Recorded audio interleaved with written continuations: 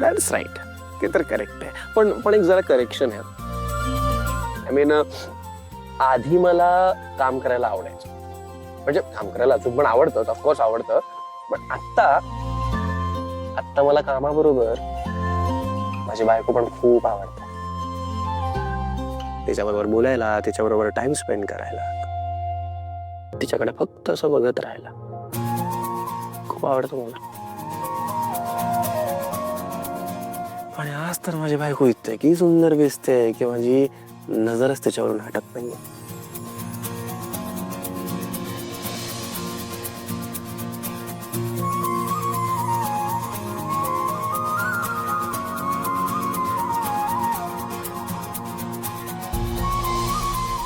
Sir पुढे बघा, नाही तर ऍक्सिडेंट होईल आपला.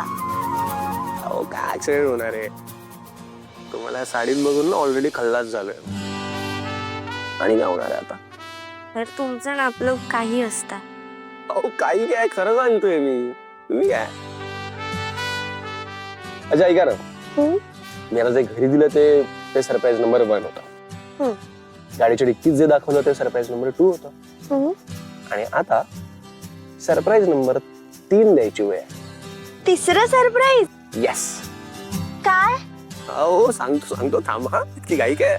सरप्राईज आहे ना, लवकर कसं सांगणार? नाही मला आत्ताच सांगा. अहो तू हॅज सम पेशन्स मॅडम, सांगतो. पण मला आधी सांगा, मी जे सरप्राईज देतोय ते आवडते ना तुम्हाला? हो. नक्की?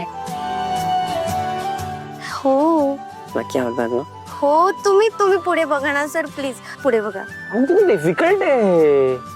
इतकी सुंदर बायको बाजूला असल्यानंतर मी कसं तिच्याकडे नाही बघायचं, फक्त पुढे बघायचं? शिक्षाच आहे.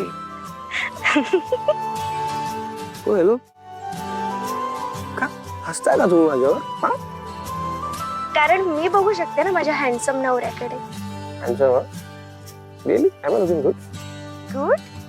खूप भारी दिसतोय माझा नवरा. Is it? थँक्स. काय तुम्ही लाजताय? हा मग लाजाच्या राईट्स काय फक्त तुमच्याकडेच आहेत का?